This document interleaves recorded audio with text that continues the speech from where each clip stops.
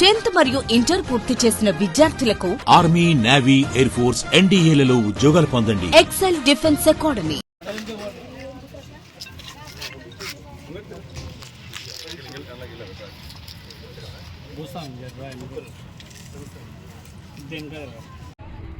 ఎన్నికల సందర్భంగా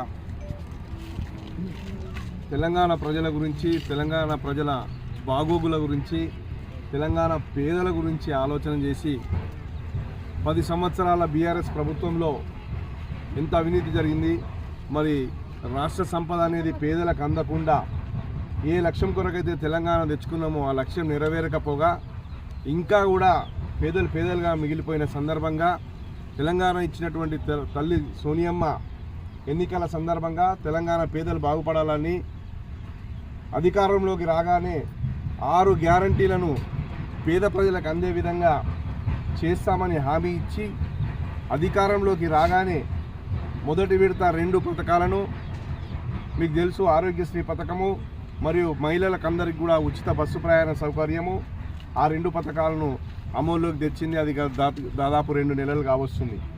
మళ్ళీ నిన్ననే 27వ తారీఖు నాడు ముఖ్యమంత్రి రేవంత్ రెడ్డి గారు కూడా మీకు గృహజ్యోతి పథకం కింద ప్రతి ఇంటికి ఎవరైతే 200 యూనిట్ల వరకు కాల్చుకోగలుగుతారో అంతలోపు వాళ్ళందరికీ కూడా ఉచితంగా కరెంటు ఇవ్వడం జరుగుతుంది. ఎలాంటి కరెంటు బిల్లులు ఉన్నాయి, అది అమల్లోకి వచ్చింది 27వ తారీఖు నుంచే. కాబట్టి అందరికీ కూడా 0 బిల్లు, అంటే ఎవరికి కూడా రూపాయి కూడా ఛార్జ్ చేయరు. అది అమల్లోకి వచ్చింది 27వ తారీఖు నుంచే. ఇప్పటి నుంచి ఎవరికి కూడా కరెంటు బిల్లులు ఉన్నాయి. అది మనం ఎన్నికల ముందు చెప్పినాం, అది నెరవేర్చుకుంటున్నాం. అంతేకాకుండా మరి గ్యాస్ సిలిండర్ కూడా నిన్ననే 27వ తారీఖు నాడు అందరికీ కూడా 500 రూపాయలకే గ్యాస్ సిలిండర్ కూడా అది కూడా అమల్లోకి వచ్చింది. ఇది నా గ్యారంటీల్లో మనం ఏవైతే చెప్పినామో అవన్నీ కూడా అమల్లోకి వచ్చేసినాయి. అదే కాకుండా ఇటు ఒకవైపు సంక్షేమం, అంటే పేదలందరూ బాగుపడాలనే ఉద్దేశంతో ఈ 6 గ్యారంటీలు అనేటివి సంక్షేమ పథకాలు. అంతేకాకుండా వచ్చిన వెంటనే మనం ఈ దాదాపు నేను 2 ఎన్నికలకి 2018 ఎన్నికల్లో వచ్చాను, మళ్ళీ మొన్నటి ఎన్నికల్లో వచ్చాను.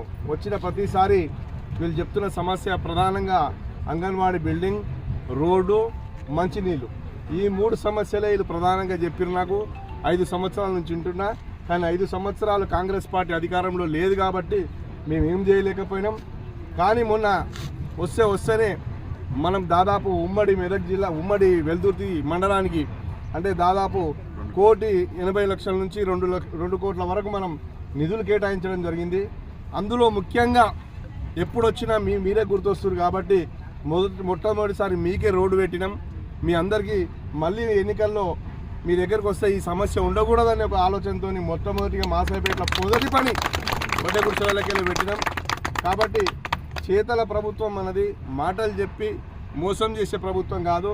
ఇవాళ 4 సమస్యలు చెప్తే 4 సమస్యల్ని 4 సంవత్సరాలనన్నా మేము తీర్చగలుగుతాం.